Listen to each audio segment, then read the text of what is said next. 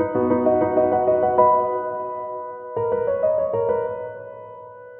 suis très heureux de sortir cet éloge de l'automobile, de la voiture, notamment dans cette période. Voilà, c'est une période qui est compliquée pour les automobilistes, qui se sentent souvent attaqués. Et puis dans ce livre, ce que j'apprécie le plus, c'est de pouvoir mélanger les genres, parler de culture, d'art, de modèles mythiques, de ne pas faire. Ce n'est pas un ouvrage technique, c'est un ouvrage de passionnés, et j'espère faire partager cette passion.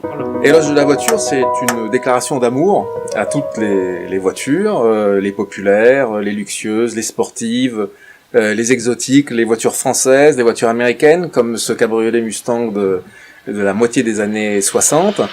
Et puis aussi, Éloge de la voiture, c'est un acte de résistance dans une société qui chasse l'automobile de ses centres-villes. J'ai souhaité, dans Éloge de la voiture, parler d'une façon joyeuse de l'automobile et de rappeler combien elle a été importante dans nos constructions d'hommes.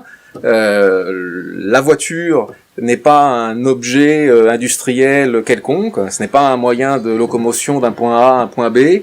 La voiture, c'est un marqueur historique, nostalgique, sociologique, même identitaire. Et puis c'est aussi les rapports qu'a entretenu l'automobile avec les arts, notamment avec le cinéma et la littérature. Dans l'éloge de la voiture, j'ai une grande partie où je parle du rapport entre les hussards et la route, notamment un rapport dramatique, septembre 1962, la disparition de Roger Nimier sur l'autoroute de l'Ouest avec une Aston Martin, mais aussi comment l'automobile, la vitesse, a nourri un certain nombre d'écrivains, de Paul Morand aux écrivains de polar des années 70-80 comme ADG ou Manchette. Oui, c'est une passion de famille. Voilà, les premiers souvenirs remontent au milieu des années 70. Avec un départ et un voyage épique, voire picaresque, entre le Berry et l'Angleterre, dans une méhari. Voilà, nous sommes à une époque de totale liberté. L'enfant que je suis à l'arrière n'a pas de ceinture de sécurité. Ma mère fume à l'avant. Dans Éloge de la voiture, j'essaye de montrer qu'il y avait une diversité jusqu'aux années 70.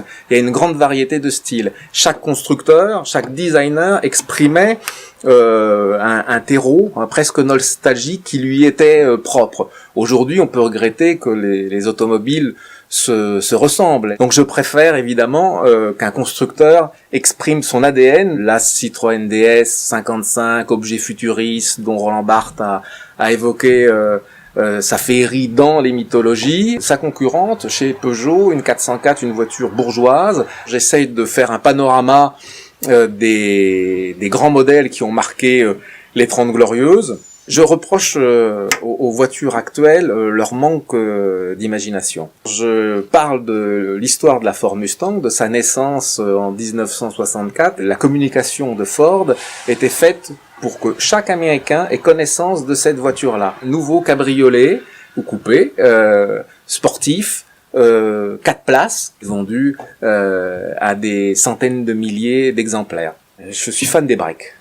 Des breaks, alors notamment Volvo, qui est le constructeur roi des breaks, des 145 qu'on aperçoit dans un film que j'adore, qui s'appelle Le Cavaleur, avec Jean Rochefort, un film de Philippe de Broca. J'ai aussi un faible pour une voiture qui est méconnue, qui s'appelle l'AMC Pacer, du milieu des années 70, qui est très originale. C'est une petite voiture américaine avec une large surface vitrée, une sorte d'aquarium, et on l'a beaucoup vu dans l'aile ou la cuisse, dans Nous irons tous au paradis. Je suis très heureux de sortir Éloge de la voiture, il y a quelques semaines du mondial de l'automobile qui aura lieu la première quinzaine d'octobre. Je souhaite toucher des lecteurs qui ne sont pas forcément des passionnés d'automobile, pour qu'ils se rendent compte que l'automobile ce n'est pas uniquement un objet de nuisance, mais c'est un objet de plaisir et de culture.